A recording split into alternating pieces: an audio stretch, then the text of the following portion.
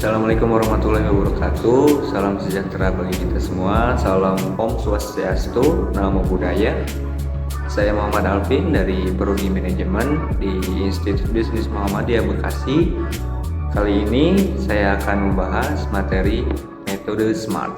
Pembahasan pokok kali ini diantaranya adalah yang pertama ada pemahaman metode SMART, yang kedua manfaat implementasi metode SMART, kemudian yang ketiga implementator metode SMART, yang keempat tahapan evaluasi metode SMART, dan yang terakhir adalah contoh dari keberhasilan mengimplementasikan metode SMART ini.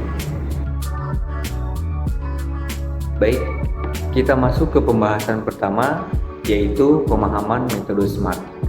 Apa itu metode SMART? Metode SMART adalah suatu cara untuk merencanakan dan mengelola tujuan yang efektif dengan memastikan bahwa tujuan tersebut memenuhi kriteria yang terdefinisi dengan baik. Elemen pertama yaitu spesifik, yang mana di spesifik ini tujuannya harus jelas atau mengidentifikasi apa yang ingin dicapai dengan menghindari penggunaan kata-kata yang ambigu atau umum. Tujuannya yang spesifik akan membantu dalam pemahaman yang lebih baik tentang apa yang perlu dicapai oleh perusahaan atau suatu organisasi. Pembahasan selanjutnya ada measurable. Di elemen ini tujuan harus dapat diukur dengan menggunakan indikator yang dapat dinilai secara objektif. Hal ini memungkinkan untuk mengukur kemajuan yang telah dicapai dan menilai apakah tujuan telah tercapai atau belum. Kemudian ada achievable. Di elemen ini tujuan harus realistis dan dapat dicapai dengan sumber daya yang ada seperti waktu, uang, dan keterampilan yang tersedia. Tujuan yang dapat dicapai akan meningkatkan motivasi dan kesempatan untuk mencapainya. Lalu berikutnya relevan. Di elemen ini, tujuan harus relevan dan sesuai dengan konteks, visi, dan misi yang lebih besar. Tujuan yang relevan akan membantu dalam mengarahkan upaya pada hal-hal yang benar, penting, dan berdampak dalam mencapai tujuan yang lebih besar. Dan yang terakhir, pembahasan elemen dari metode SMART yaitu time bound. Di elemen ini, tujuan harus memiliki batasan waktu atau tenggat waktu yang jelas untuk mencapainya. Tenggat waktu yang terdefinisi dengan baik akan membantu dalam mengelola waktu dengan efisien dan mendorong untuk bertindak proaktif dalam mencapai tujuan. Dari kesimpulan pemahaman metode SMART ini digunakan sebagai panduan untuk merumuskan tujuan yang efektif dan dapat digunakan dalam berbagai konteks, baik dalam lingkungan bisnis, pendidikan, atau pengembangan pribadi. Dengan mengikuti prinsip SMART, tujuan yang ditetapkan akan lebih terstruktur, terukur, dan dapat dicapai, kemudian meningkatkan peluang untuk mencapainya. Masuk ke pembahasan yang kedua, yaitu manfaat implementasi dari metode SMART.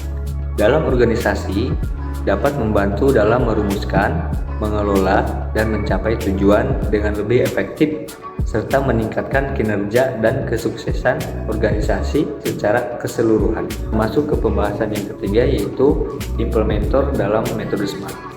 Dalam implementasi SMART di organisasi, kolaborasi antara semua pihak yang terlibat menjadi kunci untuk mencapai keberhasilan.